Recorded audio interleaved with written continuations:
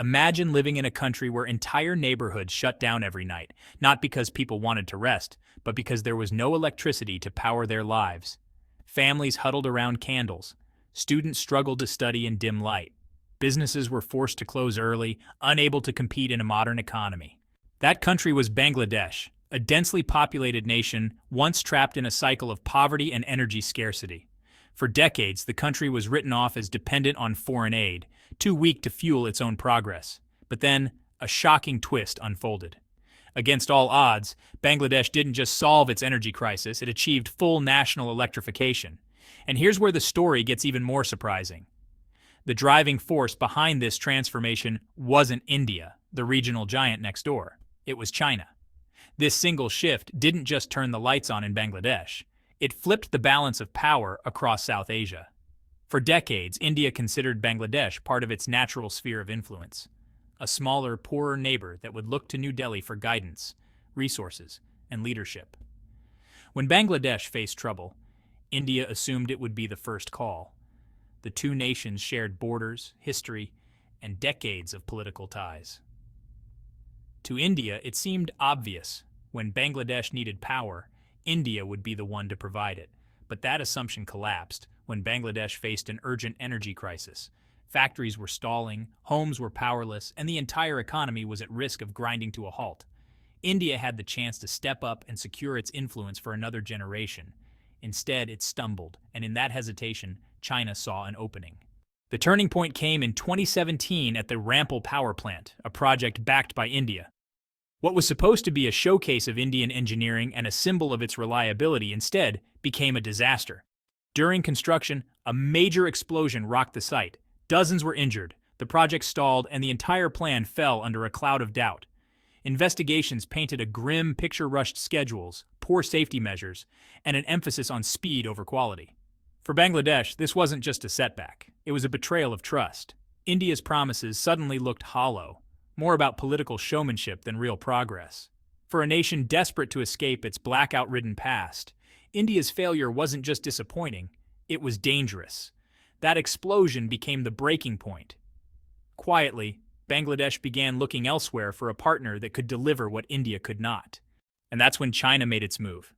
Beijing stepped forward with an offer that was safer, faster, and backed by deep financing. The message was simple. While India debated and delayed, China would build. By the time Indian officials realized how serious the shift was, it was already too late. Bangladesh had moved on. China got the contract.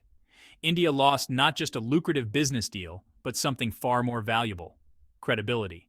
In South Asia, where perception and influence are everything, that loss cut deep.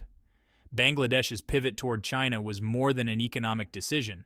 It was a strategic realignment that weakened India's role in its own backyard. China's proposal turned into one of its most ambitious projects in South Asia, the Payra coal-fired power plant in southern Bangladesh. Signed in 2016 and completed by March 2022, it quickly became one of the largest coal plants in the region, producing 1,320 megawatts of electricity, enough to power millions of homes and factories. But this wasn't just about numbers. For ordinary Bangladeshis, it was life-changing. Entire districts, once plagued by constant outages, suddenly had reliable, round-the-clock power. Factories could now run full shifts, producing goods without interruption. Students could study at night without relying on candles. Health clinics could store vaccines safely, protecting lives that once hung in the balance. This wasn't just electricity. It was progress, empowerment, and transformation. And behind it all was China, not India. When Bangladesh's president publicly thanked Beijing, the message wasn't only about gratitude for power lines and turbines. It was a diplomatic signal to the entire region. We trust China to deliver. In one stroke, China had not only solved a technical problem, but also reshaped the political narrative. For decades, India assumed dominance in South Asia. But now China had proven it could be the dependable partner, the one that delivered results when it mattered. This wasn't just a coal plant, it was a statement.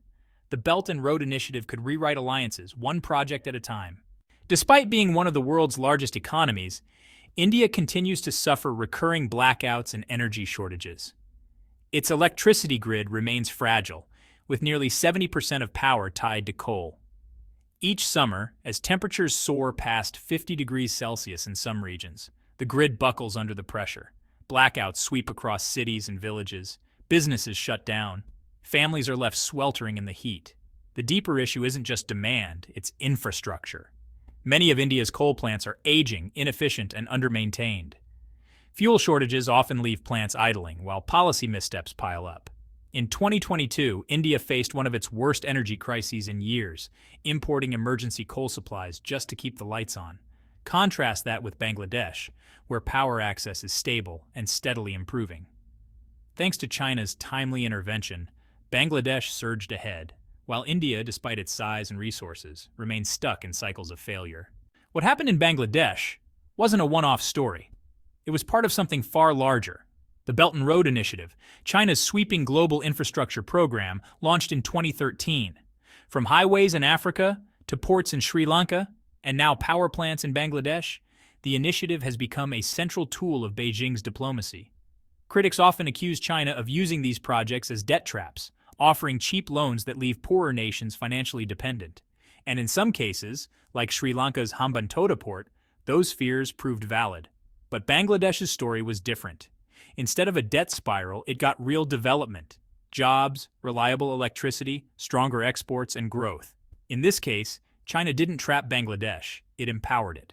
And for China, the Pyra success was more than just an energy project. It was proof that its infrastructure-first diplomacy could win trust where others only made promises. Each completed project becomes another brick in a quiet empire of influence. A dam in Pakistan, a highway in Nepal, a port in Sri Lanka, and now a coal plant in Bangladesh. While others debate, China builds.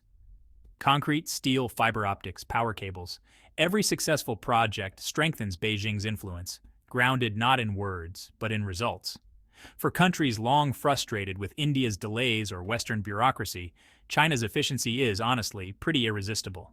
The story of Bangladesh's electrification is about more than just turning on the lights. It's about turning the tables. For years, South Asia's smaller nations felt bound to India by history and geography. Today, they have choices, and many are choosing China. Bangladesh's pivot shows how quickly the balance of power can shift. Trust is no longer given based on history. It's earned through delivery. And right now, China is delivering faster, cheaper, and more effectively than India. Of course, China's model isn't without flaws. Concerns about long-term debt, political strings, and transparency remain real. But for nations desperate for progress, those risks seem worth taking. Because when the choice is between waiting decades for promises or seeing real results today, the decision is honestly pretty clear. So what does this all mean for the future of South Asia? It means that power, both electrical and political, is no longer decided by history books or old alliances. It's decided by performance. Bangladesh, once the underdog, now stands as proof that a nation can rise by choosing the right partners. India, once confident in its dominance, has been left scrambling to catch up. And China, building relentlessly, is quietly redrawing the map of influence across the region. The lights may have come on in Bangladesh, but the bigger story is just beginning. Because if China keeps building while others keep hesitating, the future of South Asia won't be written in speeches or treaties. It will be written in steel, concrete, and power cables, all pointing toward Beijing. Kindly subscribe and leave your comments below for more of this deep dive. Thank you for watching.